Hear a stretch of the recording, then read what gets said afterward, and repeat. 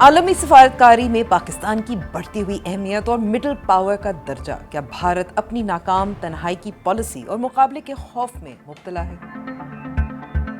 Beijing marathon میں ہیومنوئڈ robots کا انسانی ورلڈ ریکارڈ پاش کیا اب میدانی کھیل اور فیکٹریوں میں انسانوں کی جگہ مشینیں راج کریں گی؟ ہیڈ لائنز آپ نے سن لی، میں ہوں امبر شمسی، یہ ہے دی بلو نیوز روم۔ اسلام آباد 2.0 کے لیے کیا تیاریاں ہیں؟ پنڈال سج گیا ہے، دیگے تیار ہے، لیکن مہمان آ رہے ہیں، اس پر آگے چل کر بات کریں گے۔ لیکن ٹاپ سٹوری کچھ ہٹ کر ہے کہ پاکستان کی ایران اور امریکہ کے درمیان ثالثی کی وجہ سے سرحد پار جلنے کی بو کیوں آ رہی ہے؟ یعنی why is India so obsessed with Pakistan? Congress party اور اپوزیشن لیڈر راہل گاندھی کا کہنا ہے کہ مجھے لگتا ہے کہ ہم پاکستان کے بارے میں کچھ زیادہ ہی سوچتے ہیں، وقت آ گیا ہے کہ یہ ایٹیٹیوڈز بدلیں۔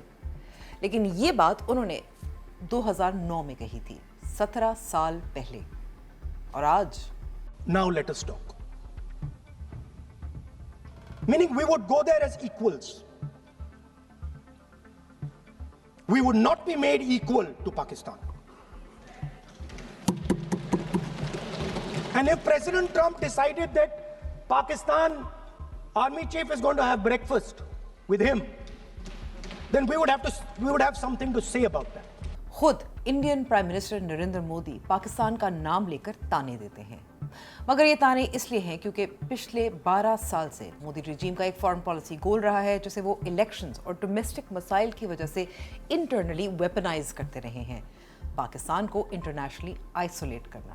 جب بھی پاکستان کا مسئلہ آتا تھا تو کشمیر پہ اٹک جاتا تھا، اور جب بھی پاکستان کی بات آتی تھی تو رشیا اکیلا دیش ہمارے ساتھ ہوتا تھا، پوری دنیا پاکستان کے ساتھ ہوتی تھی۔ یہ پچھلے 40 سال کا ریکارڈ ہے۔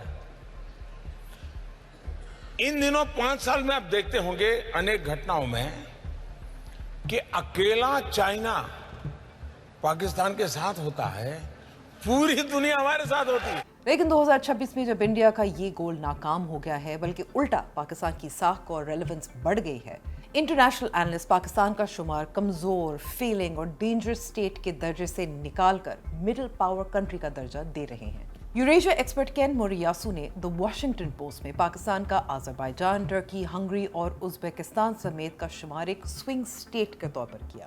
I think the fact that they're trying to mediate peace kind of reflects what China wants. China really doesn't like the continuation of the operations and the high oil prices, and China is definitely not stopping Pakistan from mediating between the two sides. So I think it kind of fits both the American interest and the Chinese interest, which I think is very interesting. I think it really shows the swing state nature of Pakistan. یعنی وہ کہہ رہے ہیں کہ اگر امریکہ ان ریاستوں کے ساتھ باقاعدہ طور پر رابطہ رکھنے میں ناکام رہا تو دوسری طاقتیں اس خلا یعنی ویکیوم کو پر کر دیں گی، اور ایک بار جب یوریشیا کا انفراسٹرکچر، توانائی کے راستے اور تجارتی نیٹ ورک چین کے زیر اثر نظام میں جکڑے گئے تو امریکہ اگلی کئی دہائیوں تک اپنا اثر و رسوخ کھو دے گا۔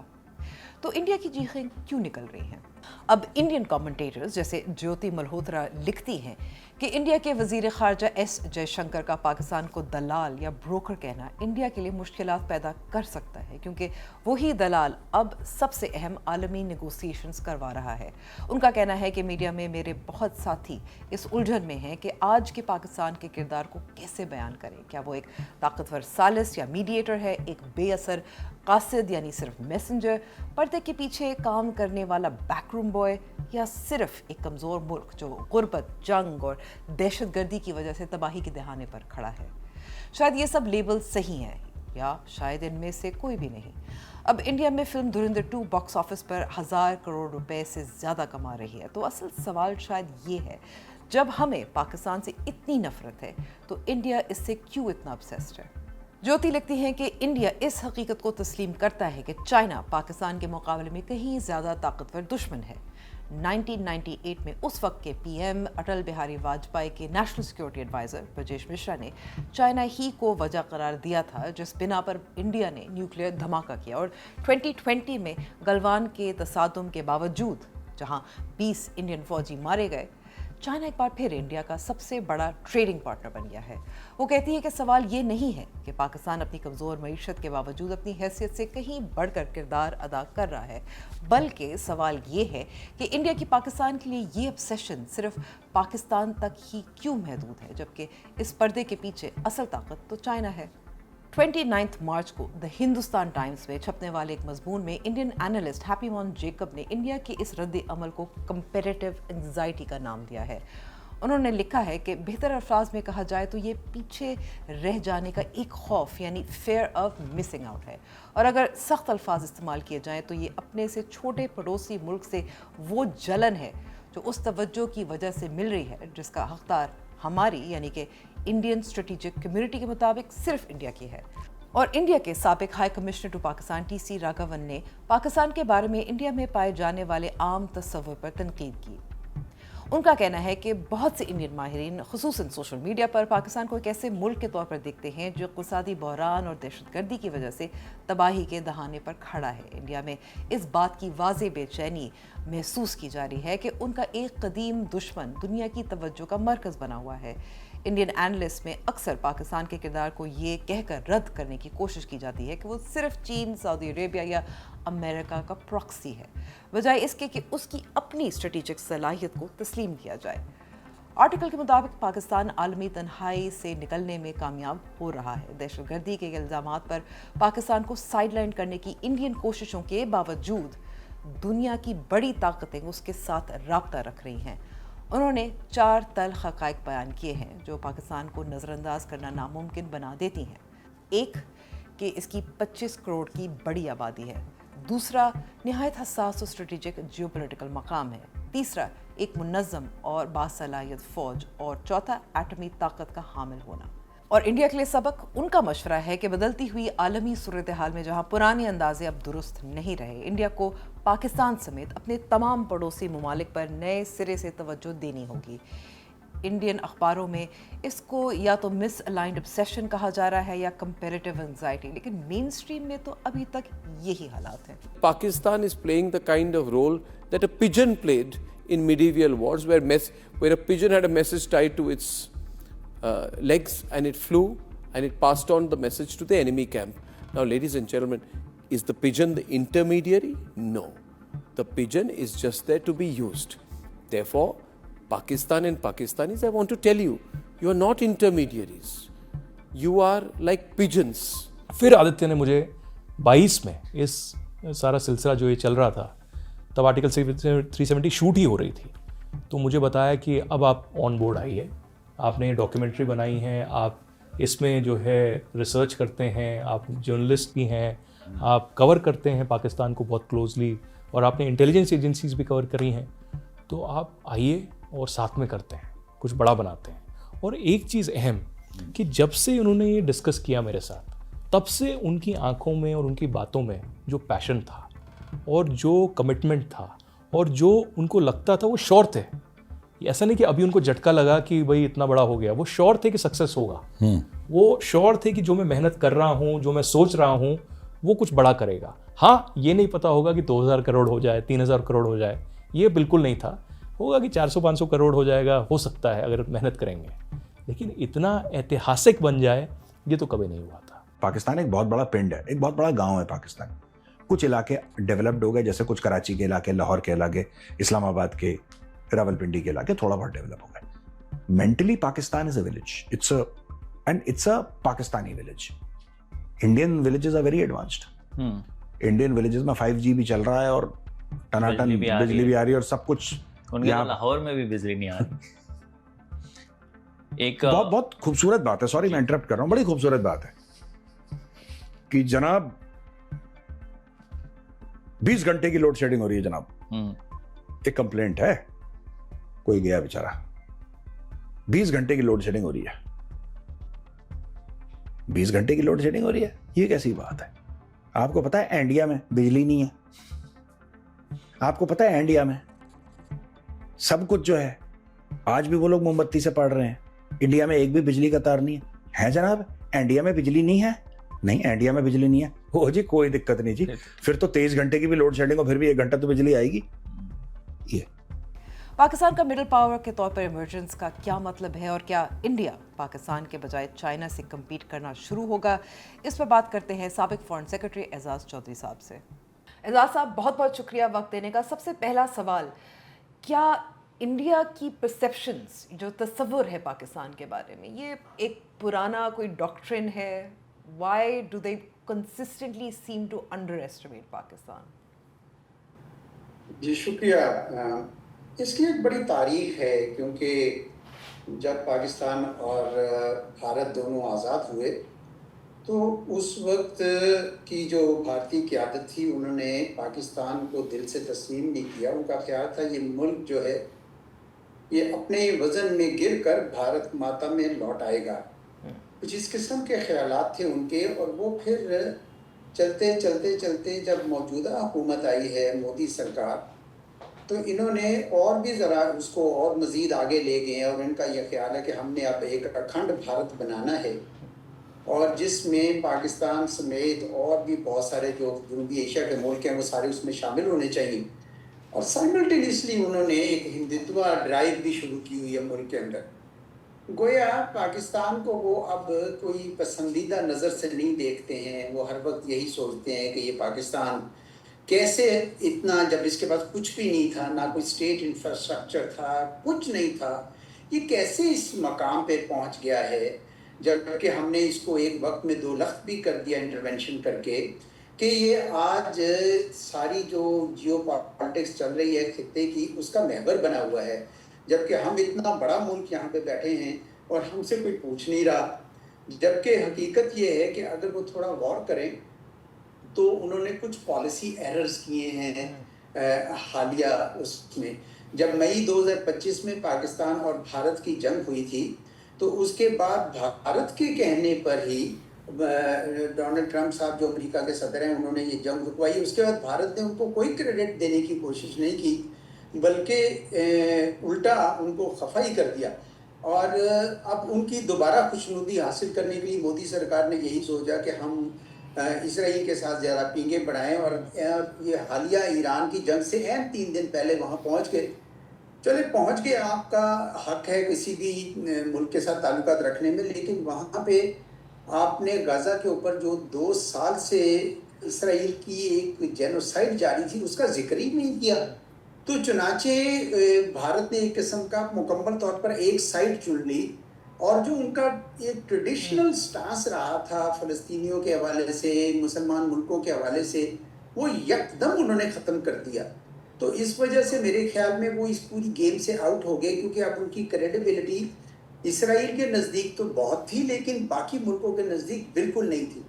जबकि पाकिस्तान का ये काम था कि पाकिस्तान ने ना सिर्फ उस जंग के बाद अमेरिका के सदर को वो क्रेडिट भी दिया जो वो डिज़र्व भी करते थे, क्योंकि बहरहाल उन्होंने आके वो जंग रुकवाने में मदद की थी, लेकिन साथ ही साथ उन्होंने पाकिस्तान ने जब से ये जंग शुरू हुई है पूरे इलाके में जितने भी ममालिक हैं उन सब के साथ रब्ता रखा। सिर्फ ईरान के साथ नहीं, सिर्फ अमेरिका के साथ नहीं, बल्कि वो तमाम दीगर जो ममालिक हैं उनके साथ भी रब्ता रखा, चीन के साथ भी रब्ता रखा। तो मैं समझता हूँ कि इसलिए पाकिस्तान अब एक क्रेडिबल पावर के तौर पर उभरा है।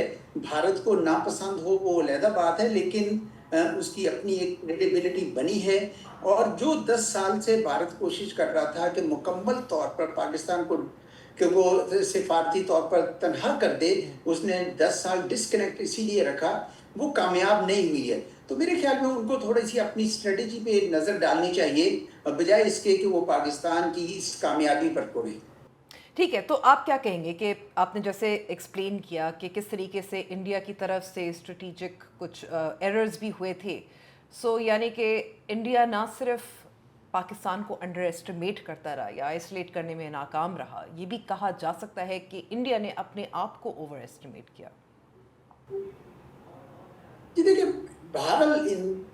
भारत एक बड़ा मुल्क है, बहुत बड़ी मईशत है, और इस हवाले से अगर उनकी तवक्कुआत हैं कि दुनिया में उनका वज़न ज़्यादा हो तो उसमें तो कोई हर्ज नहीं है, उनकी अगर ये ख्वाहिश है तो।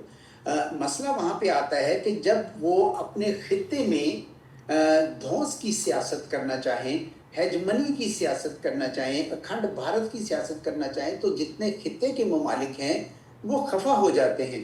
اس میں پاکستان ہے، بنگلہ دیش ہے، سری لنکا، ایون نیپال ہے اور مالدیوز ہیں، وہ سارے پریشان ہوتے ہیں کہ بھائی یہ ہمارے وجود سے ہی انکاری ہے اور یہ اپنے آپ کو ایک ہیجمون کے طور پر، ایک ریجنل پولیس مین کے طور پر، ایک نیٹ سیکیورٹی پرووائڈر کے طور پر کھڑا کرنا چاہتا ہے. تو گلوبل پروفائل تو اس وقت ہی اونچا ہوگا نا جب آپ اپنے خطے کو ساتھ لے کر چلیں. تو اس وجہ سے دنیا میں ان کا پروفائل اس لیے نہیں اٹھ رہا کیونکہ وہ لوگ پوچھتے ہیں کہ بھئی آپ تو اپنے خطے کے اندر ہی جو ہے تنہا ہوتے جا رہے ہیں، تو آپ ہمارے ساتھ کس طریقے سے کسی قسم کا کوئی کردار ادا کریں گے. ٹھیک ہے. اب جو جے شنکر صاحب نے بات کی تھی، جو ظاہر ہے کافی اوفینسو بھی ہے، انسلٹنگ بھی ہے، جو دلال کا لفظ استعمال کیا تھا پاکستان کی ثالثی کی کوششوں کے حوالے سے، آپ اس کو کیا سمجھتے ہیں؟ واٹ واز یہ اپنی ڈومیسٹک آڈینس کے لیے تھا؟ کیونکہ اس وقت جو آپ کو میڈیا، ان کی مین اسٹریم میڈیا میں نظر آتا ہے، جس طرح سے ہر وقت پاکستان پاکستان پاکستان کہا جاتا ہے، so is it to sort of shape the narrative their?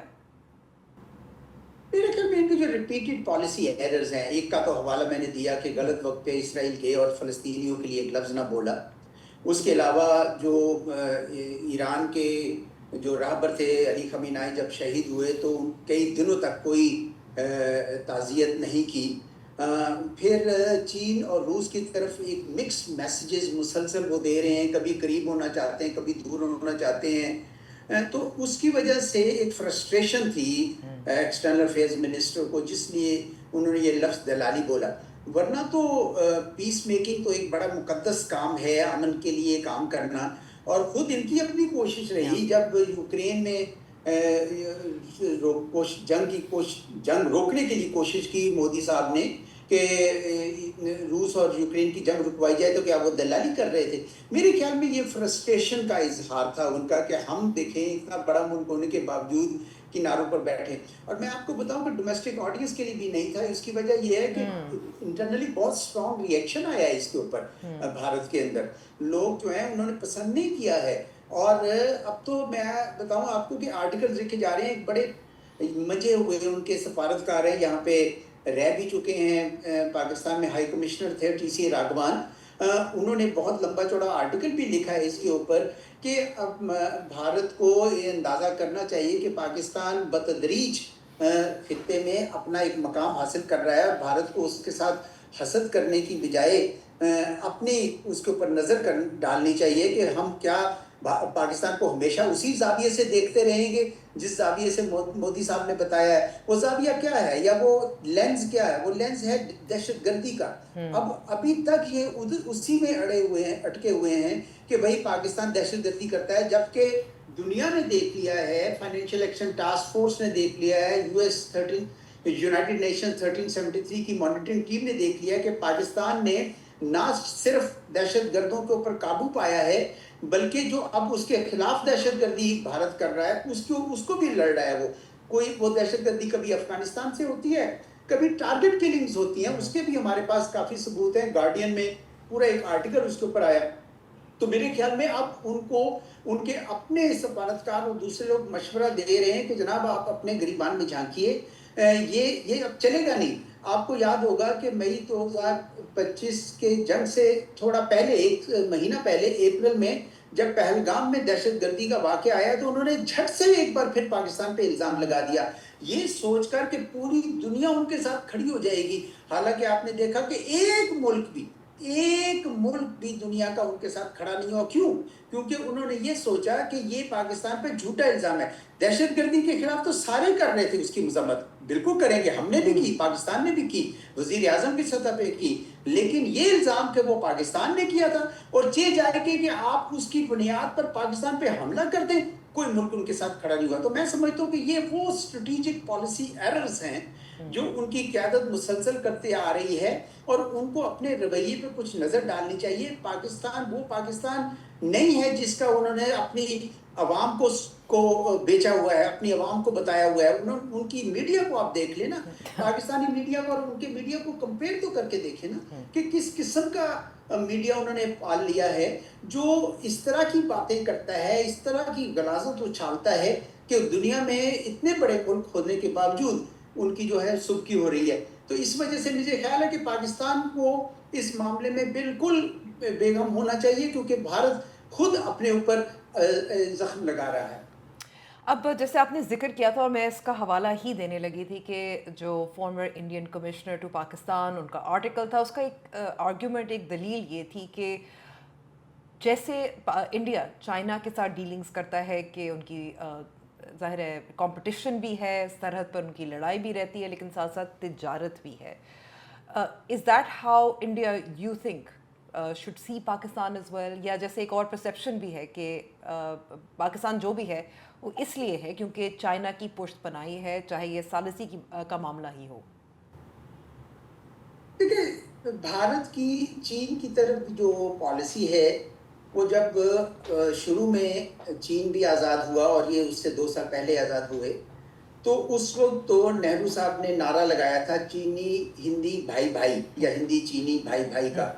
Nehru صاحب کا ایک اپنا خیال تھا کہ ہم دنیا کی ایک 5ویں بڑی طاقت بن کے ابھریں گے، اور اس لیے وہ چین کے ساتھ اپنا رکھنا چاہتے تھے. بعد میں جب سرحدی تنازع ہوئے اور 1965 کی جنگ ہوئی، تو اس کے بعد سے بھارت کو یہ اندازہ ہوا ہے کہ چین ان کا اسٹریٹجک رائول ہے. اور اب جب کہ چین اٹھتا چلا جا رہا ہے، ابھرتا چلا جا رہا ہے، ایک بڑی طاقت بن گئی ہے، تو بھارت نے امریکہ کے ساتھ گٹھ جوڑ کیا پچھلے 2 دہائیوں میں، اور یہ سوچا کہ چین کو ہم زیر کریں گے. جب حال ہی میں جب ڈونلڈ ٹرمپ صاحب نے بھارت کو ایک قسم کا کولڈ شولڈر جسے انگریزی میں کہتے دیا، ان کو ذرا سرد مہری سے پیش آئے، تو انہوں نے ایک دم سے چین کا دورہ کر لیا اور سوچا کہ اب چین کے ساتھ جڑنا چاہیے. لیکن ساتھ ہی ساتھ وہ برکس میں چین کے ساتھ بیٹھے بھی ہوئے ہیں. لیکن جب برکس نے کہا کہ ہم آلٹرنیٹیو کرنسیز کا سوچتے ہیں US ڈالر کے علاوہ، تو بھارت ہی، مودی صاحب بھی سب سے اس کے بڑے مخالف تھے. انہوں نے کہا نہیں ہم نے تو چین کا، امریکہ کا دورہ کرنا ہے، ہم یہ کام نہیں کریں گے. تو اب چین اور روس دونوں کو یہ سمجھ نہیں آ رہی ہے کہ بھارت ایکچولی کھڑا کہاں ہے. کیا یہ گلوبل ساؤتھ کے ساتھ کھڑا ہے، کیا یہ ایشیا کے ساتھ کھڑا ہے، یا یہ امریکہ کی نمائندگی یہاں پہ کر رہا ہے. اس وجہ سے اس کے جو تعلقات ہیں وہ چین کے ساتھ بھی صحیح نہیں ہو رہے. پاکستان کے بارے میں تو انہوں نے یہ طے کر لیا ہوا ہے کہ پاکستان چین کا گہرا اور کلیدی دوست ہے. اس وجہ سے اب ہمارے لیے 2 فرنٹ سچویشن ہے، ایک طرف ہم چین ہیں اور ایک طرف پاکستان ہے. اسی وجہ سے بہت سارے ان کے اینالسٹ ہیں جو ان کو سمجھاتے ہیں یہ بات کہ دیکھیں، پاکستان کو حقیر مت جانیے، پاکستان کو کمزور مت جانیے. پاکستان کا نہ صرف چین دوست ہے بلکہ اس کے دوستوں میں اضافہ ہوتا چلا جا رہا ہے. اور پراوین ثانی صاحب تو بار بار یہ اپنی سرکار کو سمجھا رہے ہیں کہ آپ نئے ورلڈ آرڈر کو سمجھیے. نیا ورلڈ آرڈر جو ہے وہ ایشیا کے اندر ہے، اس میں چین ہے، اس میں روس ہے، اس میں گلوبل ساؤتھ ہے، اس میں پاکستان ہے. لیکن بھارت کے جو سوئی ہے اسپیشلی مودی سرکار کی، اور انہوں نے اپنی ساری کیبنٹ جو ہے، کچن کیبنٹ بھی نہیں ابھی 10-11 سال سے نہیں بدلی، اس کی وجہ سے نئے آئیڈیاز نہیں آ رہے، وہ پرانی ادھر ہی اٹکے ہوئے ہیں.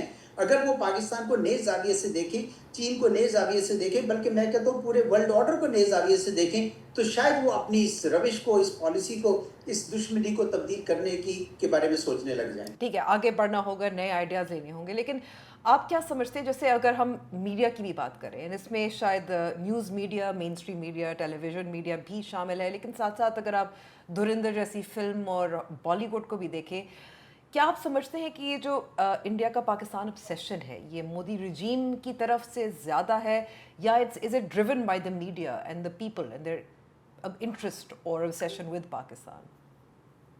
یہ یاد رکھیے کہ کسی بھی معاشرے میں جو ذہن سازی ہے وہ عموماً حکومت یا اسٹیٹ ہی کرتی ہے. تو وہاں پہ پچھلے جب سے یہ طاقت میں آئے ہیں 2014 سے، انہوں نے باقاعدہ ایک ذہن سازی کی ہے بھارت کے اندر کہ پاکستان ہمارا دوست نہیں، ہمارا دشمن ہے. اور پھر ان کی جب الیکشنز آتا ہے تو آپ دیکھتے ہیں کہ وہ بیانیہ جو ہے پاکستان کے خلاف اور مسلمانوں کے خلاف وہ اپنے عروج پہ پہنچ جاتا ہے. تو اس کی وجہ سے بھارت کا جو میڈیا ہے، جس کو اکثر اب گودی میڈیا بھی کہا جاتا ہے، کیونکہ وہ بالکل اندھا دھند فالو کرتے ہیں ان کی پالیسی، اور ان کے ہاں جو دوسرے لوگ ہیں، عام لوگ بھی جو ہے یہ غلط فہمی کا شکار ہو گئے کہ پاکستان بھارت کے لیے دشمنی رکھتا ہے. بالکل نہیں رکھتا. پاکستان تو پرامن بقائے باہمی پیسفل کو ایگزسٹنس چاہتا ہے ان کے ساتھ. پاکستان کی بالکل ایسی کوئی نیت نہیں ہے، لیکن بھارت کو بھی 2 قدم آگے ہونا چاہیے۔ مسئلہ اب یہ آ گیا ہے کہ انہوں نے ایک ہندتوا کا جو ایک فلسفہ اپنا لیا ہے، جو آر ایس ایس کا فلسفہ تھا۔ آر ایس ایس کا فلسفہ یہ کہتا ہے کہ بھارت میں بسنے والے سارے باسی ہندو ہیں، یا وہ لوگ ہیں جن کا دھرم، جن کا مذہب وہاں سے پیدا ہوا، جس طرح سکھ ہیں یا بدھ ہیں۔ باقی سب مسلمان اور عیسائی سمیت وہ بھارت میں نہیں رہ سکتے ہیں، اور اگر وہ رہنا چاہیں تو ان کو ہندو طرز معاشرت اپنانا ہوگا۔ اچھا، اب اس فلسفے کے تحت جب آپ ہندو راشٹر بناتے ہیں تو اس میں آپ مسلمانوں کے لیے کوئی جگہ نہیں ہے۔ آپ نے دیکھا ہے کہ کرسٹوف جیفرلو کی کئی کتابیں ہیں جس میں اس نے ظاہر کیا ہے کہ 15% آبادی ہونے کے باوجود 3 سے 4% ان کی نمائندگی ہے بھارت کی کسی بھی واک آف لائف میں، اور اس وجہ سے اب وہ اپنے بیانیے میں مسلمانوں کے لیے کوئی اچھے جذبات نہیں رکھ سکتے، اور خصوصاً پاکستان کے لیے کوئی اچھے جذبات جو ہیں وہ نہیں رکھ سکتے ہیں، کیونکہ ان کا خیال ہے کہ وہ جو ہندو راشٹر بنانے جا رہے ہیں، وہ جو اکھنڈ بھارت بنانے جا رہے ہیں، اس میں پاکستان کا وجود ان کو ہمیشہ کھٹکتا رہے گا۔ اعزاز صاحب، آخر میں پاکستان کی جانب آتے ہیں کہ جو اس وقت جو کامیابی نظر آ رہی ہے پاکستان کی ثالثی کی کوششوں کی، اور جو اس وقت دنیا میں بات ہو رہی ہے rise as a potential middle power, as a swing power, یہ کس حد تک ان 3 انسٹیٹیوشنز کو ہم کریڈٹ دے سکتے ہیں، اگر آپ ریٹنگ یا پرسنٹیج دے سکیں، جس میں عسکری قیادت ہے، سویلین قیادت ہے اور فارن آفس ہے؟ کیونکہ کچھ لوگوں کا کہنا ہے کہ عسکری قیادت کو کریڈٹ زیادہ جاتا ہے، باقی اداروں کو کم۔ دیکھیں، جب کوئی کامیابی ہوتی ہے تو وہ پورے ملک کی، پوری قوم کی ہوتی ہے، اور اس میں پرسنٹیجز بانٹنی میرے خیال میں بہت مشکل ہوگا۔ یہ ایسا ہی ہے کہ جس طرح ہم کہیں کہ آج جو فٹ بال میں ٹیم کھیلی ہے اس میں ہم پرسنٹیج بازیں کہ یہ جو سینٹر فارورڈ تھا اتنے پرسنٹ رہا، دوسرا اتنے پرسنٹ رہا، میرا نہیں خیال، کیونکہ جب تک آپ ایز اے قوم اکٹھا نہ چلے، اور پاکستان نے مئی 2025 میں کر کے دکھایا کہ اس وقت آپ کا جو عسکری پروفائل تھا، ملٹری پروفائل، وہ عروج پہ پہنچا کہ آپ اپنے سے کئی گنا بڑے ملک کی جارحیت کا دفاع کر سکتے ہیں اس کے خلاف۔ پھر آپ کا اب آیا ہے آپ کا سفارتی پروفائل، کہ آپ تمام اپنی مشکلات کے باوجود آپ ایک خطے میں امن کی خاطر ایک بہت بڑا کردار ادا کر سکتے ہیں، تو آپ کا سفارتی پروفائل بھی جو ہے اس وقت عروج پہ ہے، اور اس سارے کی جو قیادت ہے وہ ہمارے وزیر اعظم جو ہیں، جو منتخب وزیر اعظم ہے وہ کر رہے ہیں۔ ان کی مدد یقیناً فارن آفس کی، جس کی قیادت اس وقت اسحاق ڈار کر رہے ہیں، اور ہمارے ملٹری جس کی قیادت ہمارے آرمی چیف کر رہے ہیں، یہ مل کر میرے خیال میں اٹس اے ٹیم ورک، اور یہی ٹیم ورک، بلکہ میں کہتا ہوں اس کی ایکسپینڈڈ ٹیم ورک جو ہے اس کو اب یہ بھی چاہیے کہ جہاں ہمارا عسکری اور سفارتکاری کا پروفائل اونچا ہوا ہے، وہیں اب ہم کوشش کریں کہ ہماری اقتصاد جو ہے پاکستان کی وہ بھی اونچی آئے، اٹھ کے آئے، تاکہ دنیا کو یہ لگے کہ یہ ملک ہر سطح پر اٹھ رہا ہے اور اس کی عزت کرنی چاہیے اور اس کے ساتھ بنا کے رکھنی چاہیے۔ تو پاکستان کی ہم جب دوسروں سے کوئی قرضہ لیتے ہیں تو وہ پھر آپ کی فارن پالیسی چوائسز شیئرنگ کر جاتی ہیں۔ اسی لیے مجھے خوشی ہوئی کہ جب ہم نے یو اے ای کا قرضہ واپس کیا، کاش کہ ہم اس قابل ہوں کہ ہم باقی بھی قرضے واپس کریں اور آہستہ آہستہ اٹھتے شروع ہو جائیں۔ مجھے کچھ امید پیدا ہو رہی ہے، کیونکہ کچھ ایسے اقدامات لیے جا رہے ہیں کہ اگر ایسا ہو تو پھر یہ ہماری ساری قیادت مل کر اب اس ملک کی اقتصاد کو بھی اتنا ہی اٹھائے جس سطح پہ اس وقت ہماری عسکری پروفائل اور ہمارا کیونکہ ساتھ ساتھ جب یہ سفارتکاری چل رہی تھی، جو فائنانس منسٹر ہے اورنگزیب صاحب، انہوں نے آئی ایم ایف کی ٹیم کے ساتھ ملاقات کی، امریکہ میں موجود تھے، یو این کے ساتھ ملاقات کی، تو پس پردہ وہاں بھی کچھ کوششیں جاری ہیں۔ بالکل صحیح ہے جی، اور میں آپ کو بتاؤں کہ میں ابھی آرٹیکلز بھی پڑھ رہا ہوں، میں خود بھی لکھتا ہوں ڈان میں بھی، اور اب انڈیپینڈنٹ اردو میں شروع کیا، تو میں نے یہ دیکھا ہے کہ بہت سارے پاکستان کے ذہین دماغ جو ہیں وہ بڑے اچھی تجاویز دے رہے ہیں، سولر سلوشن کے حوالے سے، الیکٹریفائنگ ریلویز کے حوالے سے، بہت ساری ایسی تجاویز ہیں، مجھے دہرانے کی اس لیے ضرورت نہیں ہے کیونکہ وہ اس وقت پبلک نالج میں ہیں۔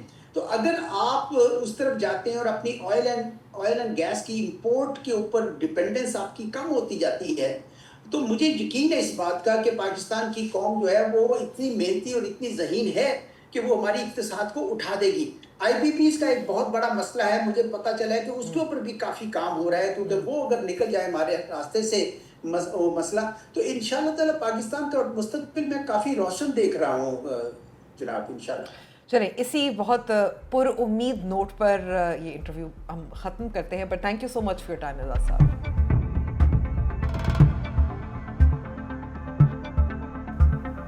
The stage is set in اسلام آباد. تیاری مکمل ہے، قالین بچ چکے ہیں اور شہر کو چمکا کے رکھ دیا ہے. اسلام آباد اس وقت ایک عظیم الشان ڈپلومیٹک سٹیج کا منظر پیش کر رہا ہے. شہر اقتدار میں سیکنڈ راؤنڈ آف ٹاکس کے لیے تمام تر انتظامات مکمل کر لیے گئے ہیں. انفراسٹرکچر کی رینوویشن سے لے کر شہر کی آرائش تک حکومت نے اس ایونٹ کو کامیاب بنانے کے لیے کوئی کسر باقی نہیں چھوڑی ہے. سیکیورٹی کے پیش نظر سخت اقدامات اٹھائے گئے ہیں. شہر کے 2 بڑے ہوٹلز کو مکمل طور پر گیسٹ کے لیے مخصوص کر کے خالی کرا لیا گیا ہے. شہر میں سکولز اور تمام سرکاری اور نجی دفاتر بند ہیں. راولپنڈی اور اسلام آباد میں ایسا لاک ڈاؤن ہے کہ کووڈ کے زمانے کی یادیں تازہ ہو گئی ہیں. مگر اس سب کے بیچ میں ایک سوال ہے جو ہر زبان زد عام ہے، مہمان ہیں کہاں؟ اسلام آباد میں فی الحال اگر مگر کی ایسی دھن بج رہی ہے کہ لوگ کنفیوز ہو گئے ہیں. اگر مگر کی یہ سچویشن کسی سسپینس تھرلر مووی سے کم نہیں ہے. کہانی شروع ہوئی یو ایس پریزیڈنٹ کی آمد سے، جنہوں نے پہلے کہا کہ میں آ رہا ہوں، پھر کہا نہیں آ رہا، پھر سوال اٹھا کہ تو پھر کون آ رہا ہے، پھر بات آئی کہ وینس آ رہے ہیں، پھر وینس بھی نخرے دکھانے لگے، لیکن بعض مان گئے. اور اب تک کی اطلاعات کے مطابق جے ڈی وینس کے ساتھ وٹکاف اور کشنر کی آمد متوقع ہے. لیکن دوسری جانب سب سے بڑا سوال ایرانین ڈیلیگیٹس کی شرکت پر اٹھ رہے ہیں، جن کی طرف سے فی الحال نہ ہی ہے. ایرانین فارن منسٹری کے اسپوکس پرسن نے آج پریس کانفرنس میں واضح کیا ہے کہ فی الحال ان کا اس دوسرے راؤنڈ میں شرکت کا کوئی ارادہ نہیں ہے. ایران کا یہ موقف پاکستان کی ان کوششوں کے لیے ایک بڑے چیلنج کی صورت میں سامنے آ رہا ہے جو اس معاہدے کو جلد از جلد نتیجہ خیز بنانا چاہتے ہیں. پاکستان کی کوششیں جاری ہیں، دعائیں جاری ہیں. دیکھنا یہ ہے کہ اس بار بھی لاسٹ منٹ میں ایران اپنا ڈیلیگیشن بھیجنے کے لیے آمادہ ہو جائے گا. Time will tell. فی الحال پاکستان کی کوششیں جاری ہیں، دعائیں جاری ہیں، مہمان آئیں یا نہ آئیں. اسلام آباد والوں نے اسٹے ہوم اسٹے سیف کا پرانا سبق پھر سے یاد کر لیا ہے. پاکستان اس وقت امید اور بھرپور کوششوں کے درمیان کھڑا ہے. تمام تر نظریں اب اس بات پر جمی ہیں کہ آئے یہ مذاکرات اپنے مقصد میں کامیاب ہوتے ہیں یا نہیں. اتوار کے روز چائنا میں ایک ریس منعقد ہوئی جس کی وجہ سے ہیومن ریس کو اپنے مستقبل کے بارے میں فکر مند ہونے کی ضرورت ہے. بیجنگ میں پچھلے اتوار کو ہونے والی یہ 21 کلومیٹر کی ہاف میراتھن کوئی عام ریس نہیں تھی، بلکہ یہ روبوٹس اور انسانوں کے درمیان ایک تاریخی مقابلہ تھا. ای جوانگ کے علاقے میں ہونے والی اس ریس میں 300 سے زیادہ ہیومنوئڈ روبوٹس نے حصہ لیا. ان روبوٹس کو انسانوں کے برابر ٹریکس پر دوڑایا گیا تاکہ ان کی رفتار، انڈیورنس اور راستہ پہچاننے کی صلاحیت کو اصلی دنیا میں پرکھا جا سکے.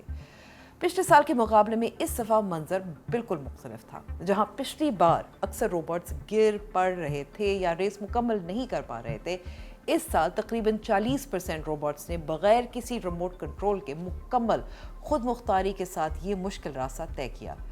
اصل دھماکہ اس وقت ہوا جب اسمارٹ فون بنانے والی مشہور کمپنی آنر کے ایک روبوٹ نے صرف 50 منٹ اور 26 سیکنڈ میں فنش لائن کراس کر لی. اس روبوٹ نے نہ صرف 12,000 انسانی ایتھلیٹس کو پیچھے چھوڑ دیا بلکہ یوگینڈن رنر جیکب کپمو کا بنایا ہوا ورلڈ ریکارڈ بھی پورے 7 منٹ کے فرق سے توڑ کر سب کو حیران کر دیا. آنر نے اس مقابلے میں پہلے تینوں پوزیشنز اپنے نام کر کے کلین سویپ کیا. آنر کے ایک انجینئر کا کہنا ہے کہ ان روبوٹس میں وہی لیکوڈ کولنگ ٹیکنالوجی استعمال کی گئی ہے جو ہمارے اسمارٹ فونز کو ٹھنڈا رکھتی ہے.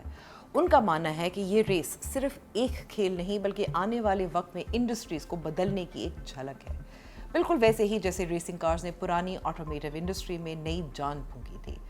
دنیا بھر سے آئے ہوئے ایکسپرٹ جیسا کہ پیرس سیکلے یونیورسٹی کی ٹیم اس ترقی سے نہایت متاثر نظر آئے اور انہوں نے مزید عالمی تعاون کی امید ظاہر کی. انڈسٹری انسائڈرز کا کہنا ہے کہ وہ وقت اب دور نہیں جب روبوٹس ہماری فیکٹریوں اور گھروں کا عام حصہ بن جائیں گے، کیونکہ میس پروڈکشن کے ساتھ ان کی قیمتوں میں تیزی سے کمی آ رہی ہے. تو آپ کا کیا خیال ہے؟ ول اے آئی روبوٹس ریپلیس اس؟ کامنٹس میں ہمیں ضرور بتائیے گا. آج کے لیے اتنا ہی، کل ملاقات ہوگی. خدا حافظ.